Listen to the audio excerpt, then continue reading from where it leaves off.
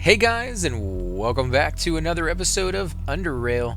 Now, I was going to go ahead and continue the gameplay footage that we had going on with our mage build. For those of you who may not have seen that one, you're more than welcome to go back. Got pretty far in that one.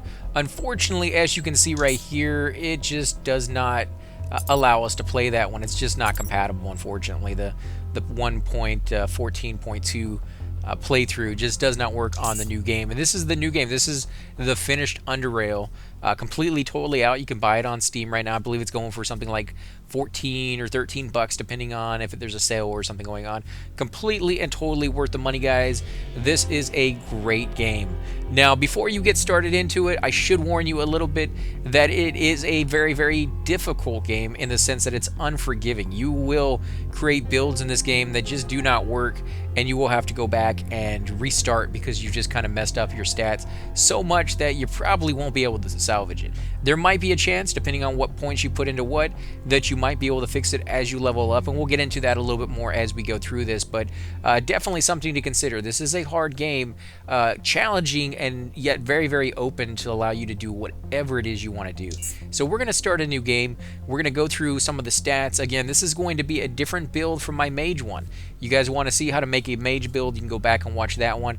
You want to see how not to make an archer build, you can go back and watch my very first episode and very first playthrough of this game, where I myself failed to get through very much of it because the build that I picked, not knowing anything about the game, just did not work for me. So as I said before, the game is already very difficult. If you're not used to games like that, not used to failing, I would highly suggest going on easy. Usually never would promote that in a game. Easy is usually way, way too easy, and you won't get any enjoyment out of this or a game like this. This one, however, easy is probably about normal for people who are unfamiliar with games like this. We're going to play it on normal. I would almost never suggest playing this on hard unless you've already played the game before and you're familiar with a few of how the little things of how the game works, because hard is going to be like insane on other games. This is already a pretty hard game. You're going to walk into rooms and just get wrecked over and over and over again, and that's on normal. You're probably going to do that a little bit on easy as well. So yeah, just take that into account when picking what you want to go into. But definitely challenging. It's fun. I like it. Now, Oddity and Classic. The difference between these two. Now, I've only played it on Classic. I have kind of jumped through a little bit and played it on Oddity as well. This system right here is mainly for certain builds, such as stealth builds. Stealth builds, you're going to be sneaking around, you may be setting traps down, you may be killing some creatures and bypassing entire areas where there's other creatures that you just do not kill, which means you're not going to be getting as much loot unless you can pickpocket those guys, and you're not going to be getting the experience off of them because you can't kill them.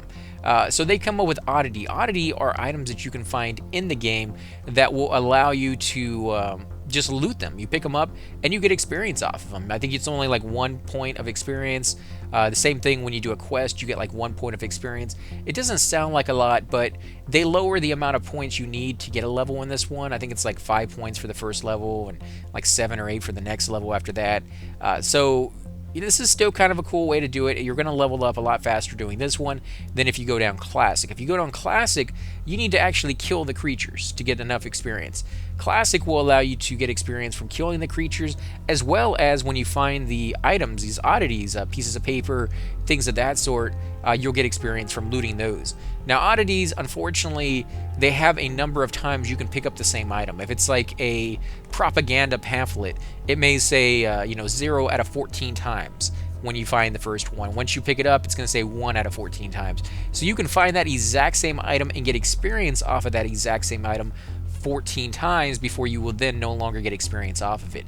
It doesn't sound like a big deal. Some of them actually have a lot lower. They say like 1 out of 3 or something like that is your first one that you pick up. You can only find 3 of those items, and you may actually find 14 of those items throughout that entire dungeon. It kind of sucks when that happens. You're missing out on that the extra experience.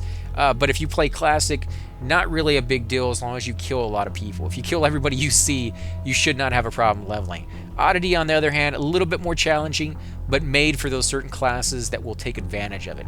We're not going to be playing a stealth build on this one. We will in the future probably go back and try one of those. I don't know if we'll beat the entire game on a stealth build, but we'll at least try it and see how it works for us. On this one, we're going to be going down classic, and we're going to try a different build on this one we haven't done before. Now, you can pick out your own little screenshot up here. They do allow you to have custom images imported in here. I'm not going to get into that on this one. If you want to find out more about that information, I'll put a link down below to the site itself, and they go through in great detail showing you exactly how you need to do that and what files need to be put where in order to get that done. Now, this one is going to be more of a SMG build. They're really, really good weapons. They do just tremendous amounts of damage from what I heard, and it's something I haven't tried before. I've tried the Archer, I've tried the Mage. I want to try something a little different. Kind of like that one. That one's kind of cool. Yeah, I think I'll go with that one.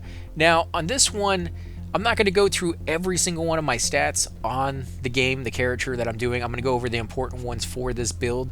If you want to get a full, detailed description on what all of this stuff does, go back, watch my made build. I think it's like 50 minutes of me just going through every single one of these stats, giving you a detailed description on what they do and how they affect different character builds and things of that sort. I even go through the skills and the feats, which is really long. There's a lot of feats in this game, but if you want to see a detailed description, go watch that video. This one's going to be a little bit faster. Now, I'm going to go with 7 strength on my build for this character. It's going to allow me to have the feat full auto, and full auto is kind of an important skill to have, or a feat to have, for an SMG build. I'm also going to go with 7 dexterity.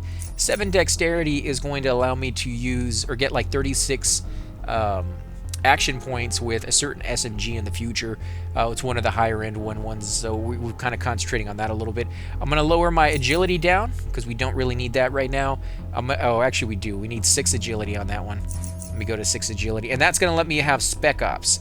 Spec Ops is a really nice thing to have for your character. It's just one of those abilities that if you're going to go down SMG, you kind of want it. Now, I've lowered all the other ones down to 3. You're more than welcome to change this up however you want, but I'm going to change the perception back up to 10. Now, the reason I'm doing 10 is it's going to allow me to have the sniper feat if I want to go down that route. So I'm going to be able to do SMGs, and I'm going to be able to play around a little bit with snipers. So that's going to be an interesting build for me. I'm kind of curious to see where that will take me. I don't know too much about the SMG builds, to be honest, guys. This is going to be my first time going through. I have done some research. I have kind of played around with it myself to get a feel for it. But overall, I'm pretty new to the class itself. So if you guys at home have any suggestions, any tips on where my points should go into it, further into my point systems, every 4 levels you're going to get another one of these main points that you can spend however you want. And of course, every level you're going to get new skills. I think it's like 40 new skill points, and so often you'll get a new feat as well. So that's something to be aware of. Now, I have 1 point left that I can put into whatever I want. Constitution kind of sounds nice. It's going to give me a little bit more life, and 4 is a pretty good amount to have. I would kind of like to have more, but I think 4 would be good. I can also go a little bit more into strength. Strength will allow you to wear better armor.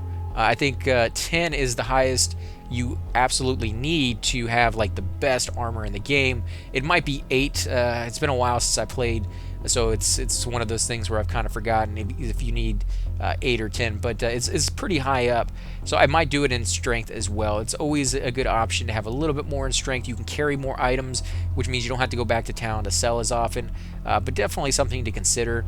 I think I'll probably go with strength just because I'm going with my my build here. Now I'm going to do high into guns because SMGs is what you need. You can only have 15 to start with, 15 in any skill to start with. Melee, I don't really need any points into because I'm not going down that route. Throwing and crossbows, again, I'm not really using crossbows at all in this one, and throwing is for like grenades and things of that sort. Not really going to be using grenades. They're kind of a nice one to have, definitely if you have those around you, but not something too terribly important. Now, dodge and evasion. These are ones that you can put points into. I've heard a lot of different stories on these. A lot of people absolutely despise dodge and evasion, and they don't put any points into them. They don't really feel their points are worth it in those, and instead they go with a high strength. High strength, again, will allow you to wear better armor, and whereas armor will always block damage. I mean, if it says it's going to block a certain amount because you have that armor skill, it always blocks that certain amount. Whereas with dodge and evasion, you have a chance, a higher chance of blocking stuff, but it doesn't always do it. And so sometimes you will fail, and you will fail dramatically, and instead of getting hit for 4 or 5 points like you should have gotten hit for because you used dodge, you get hit for like 30. And that's a huge hit on you if you only have like 100 hit points to begin with. So some people just absolutely hate these skills. So I don't use them at all, but I know some people out there do kind of want you to put a few points into this. It's really up to you on that one. I think you're going to have to play a few times through to get a feel for the game and just mess around with the different stats. It's part of the enjoyment of this game, is trying out new builds and seeing what actually works for you and what doesn't work for you.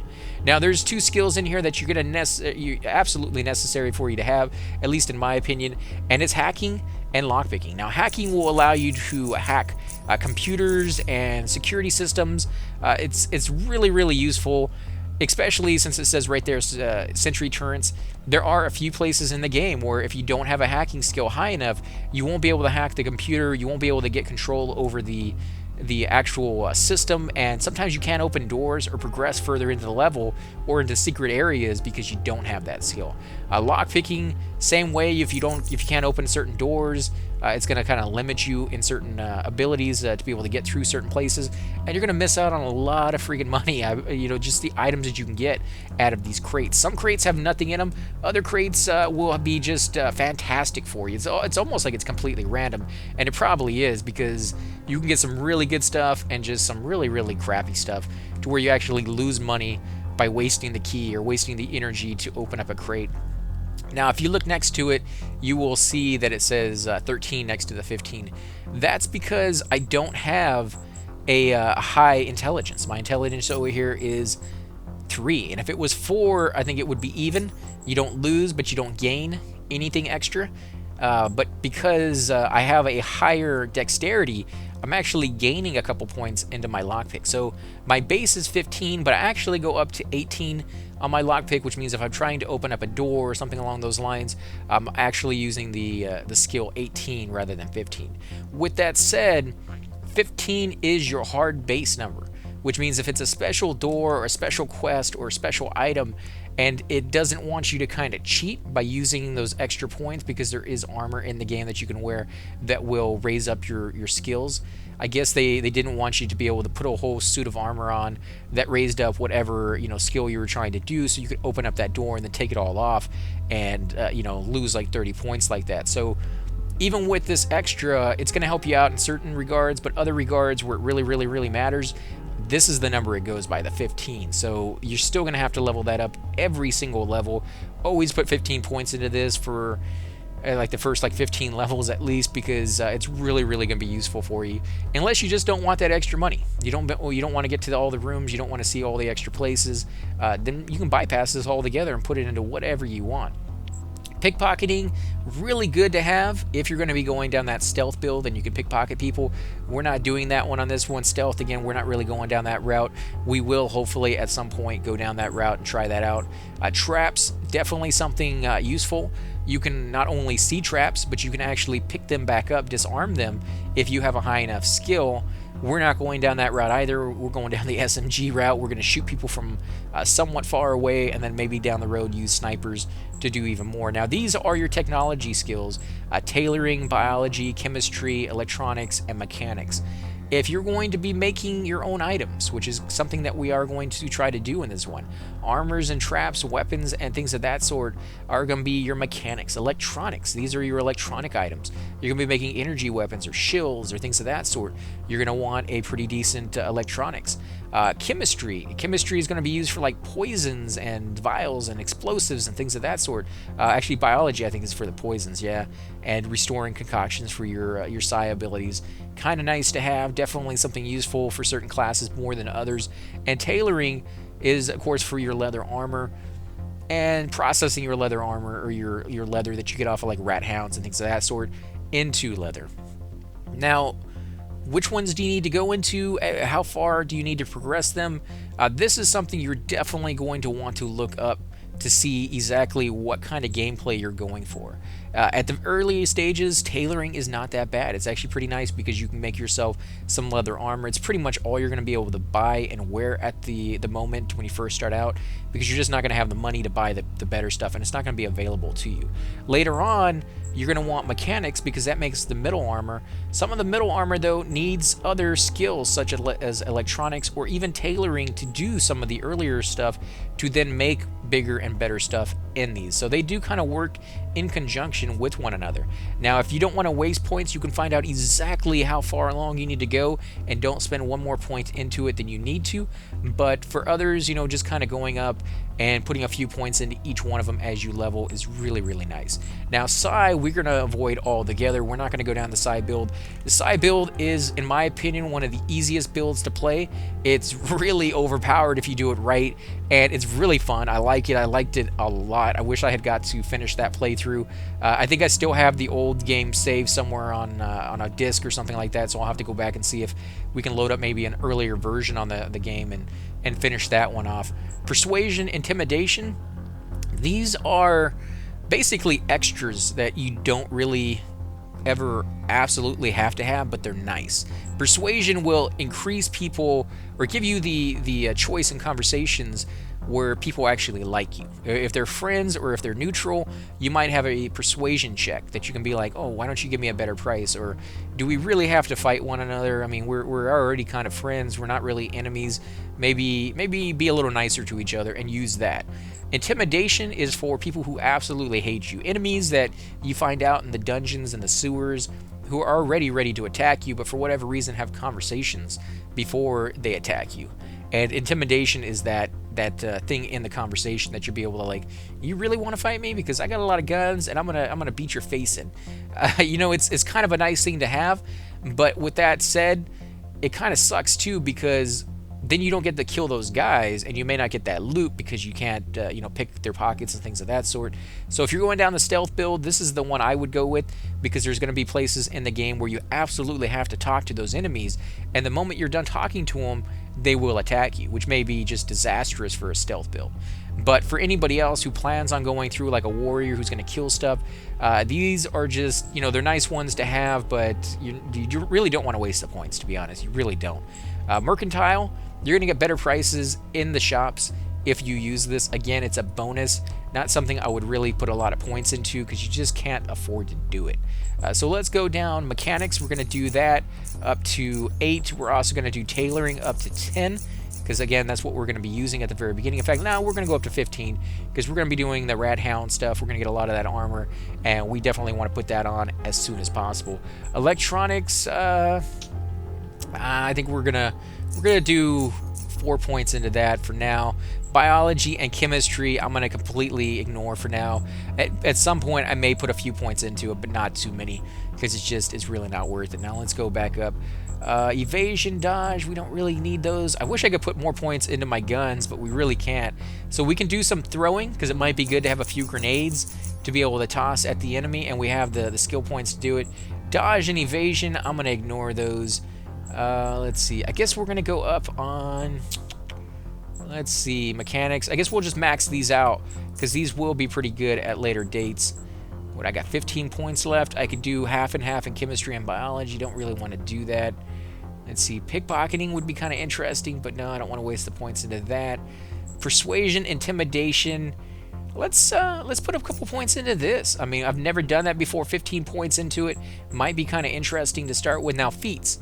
Feats is where it gets kind of difficult. This is where you can really change your character from anybody else's in the game.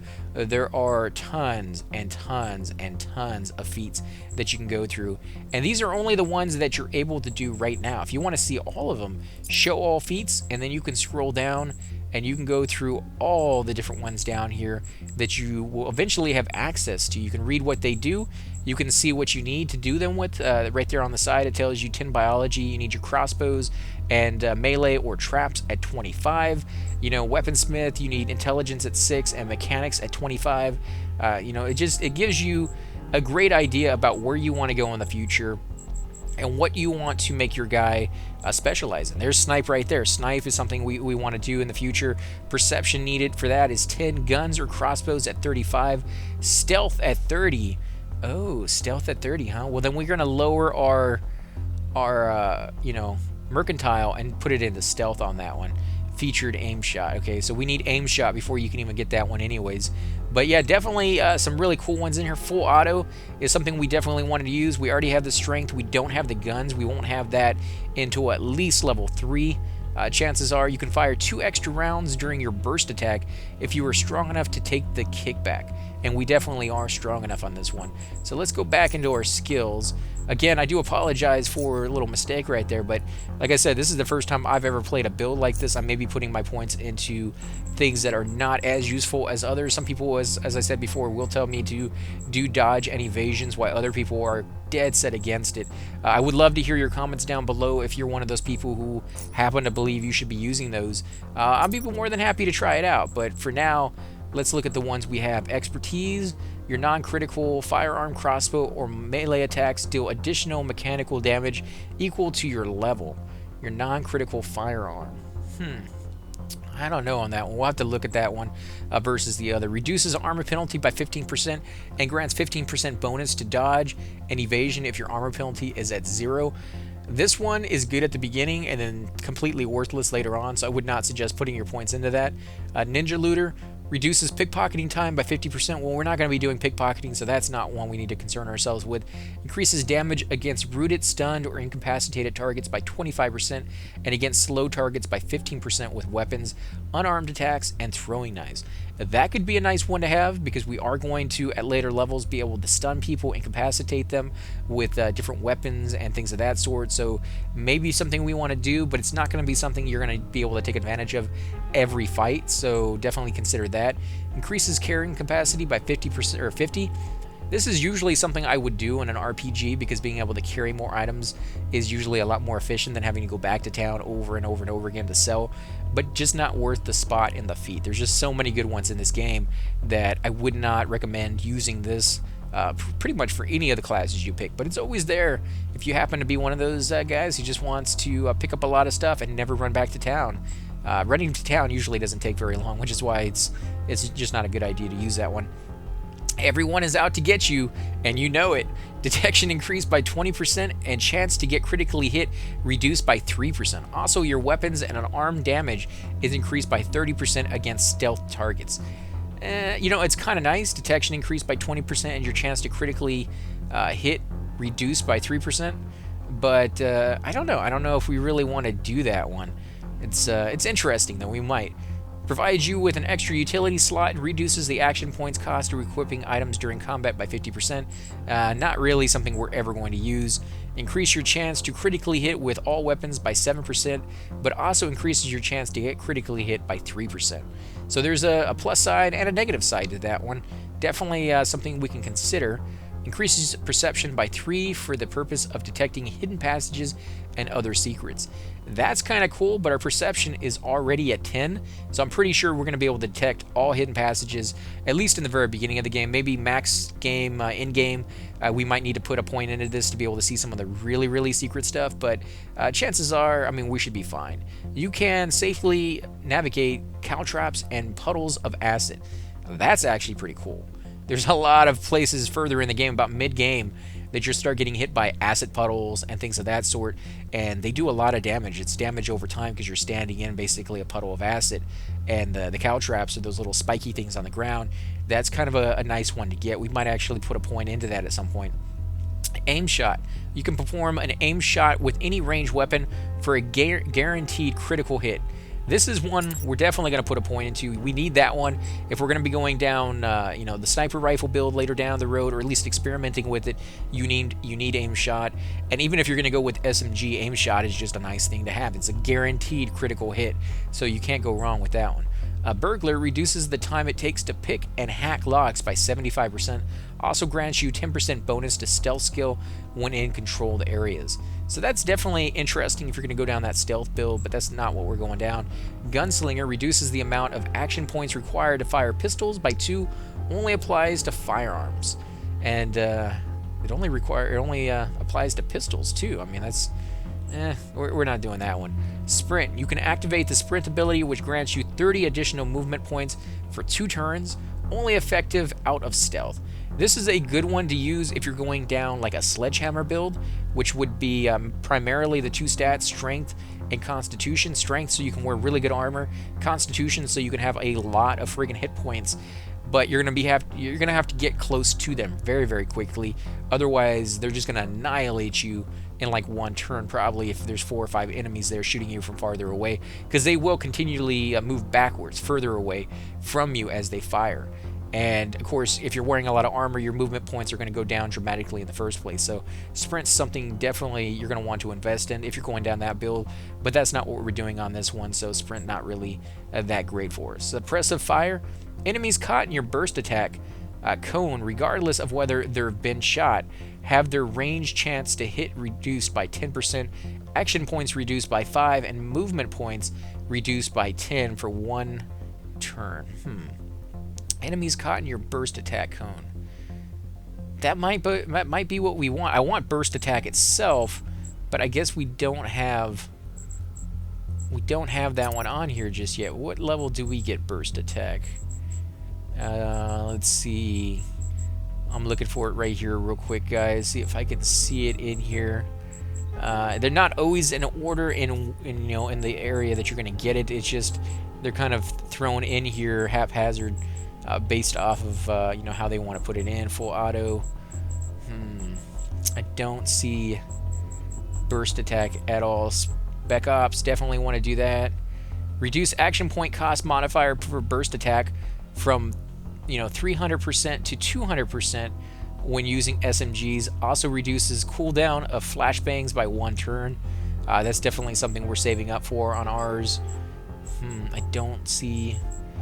Burst attack may just simply be something we get. I mean, I don't see it in here, though. Let's go back to just the ones we have. And we're going to do suppressive fire. And those are going to be the 2 that we use, guys. Now, I need to go back and name my guy so that he actually has a name. And I'm going to go with AC Gamer because that's my tag, guys. Can I do? I guess I can't. Yeah, I can do the tag. No. Where's my M? There we go. And let's go ahead and hit the accept button, guys. I think I'm going to go ahead and end the episode here. I will be coming out with 2 episodes for the first day, but then after that I should be coming out with 1 a week or 2 a week, depending on what my schedule will allow me to do. I'm doing a lot of other games as well. Definitely keep posted for this. This is a really good series. I like this game a lot, and we will be beating the game with this playthrough if I built it right. If I didn't build it right, we'll be coming back and trying a stealth build. But if I built this right and we're able to do the SMG, it's supposedly supposed to be one of the best damaging classes in the game, hands down above any of the other ones. And it should be pretty interesting because I'm looking forward to just annihilating mobs. But something we're going to get into on the next episode. Again, I want to thank you all for watching. If you do enjoy these videos, be sure to hit that like button, subscribe. Definitely helps grow the channel, and I greatly appreciate it. Also, put those comments down below. I want to know what you think of this build. I would love to hear your builds as well. What kind of points did you put into what? How did you figure out what you liked? And just leave comments down for people who are starting the game. Let them know your experiences, so maybe they can avoid some of the challenging parts that you went through, or at the very least learn a little bit about the game before they jump into it, because it can be quite overwhelming. And on my old Let's Plays, if you listen to some of those, at times I was banging my head against the wall just how difficult this game could be. Now I enjoy that because I know what to expect, because I came into the game knowing that this is a difficult playthrough and that's what it's meant to be. But at the time, didn't know that's what they were going for, didn't know that's the experience that it was awaiting me. So it was a little bit of a shock to a gamer who's gotten used to the RPGs of today versus the ones in the old days where things were just so much more difficult and you could actually fail. Like, I missed that, but I wasn't expecting it, so it was like a shock. But now that I know, definitely a great playthrough, definitely something you should consider playing if you're watching the videos and you haven't bought the game yet. It's not too much. In fact, I think it's a lot lower than it should be. $13-14 is a steal for a game like this. I would expect it to be at least $20 or $30, to be honest. That's what I would have paid for it, because it's a great game. But again, guys, thanks for watching, and I will definitely catch you all next time.